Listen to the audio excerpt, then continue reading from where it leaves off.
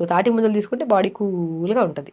అదే మనం తాటి ముంజల్ని ఒక 1 లీటర్ వాటర్లో ఒక ముంజ నీళ్ళలో వేసేసుకొని అలా 10-15 నిమిషాల తర్వాత నానిన తర్వాత ఆ ముంజల వాటర్ తాగండి.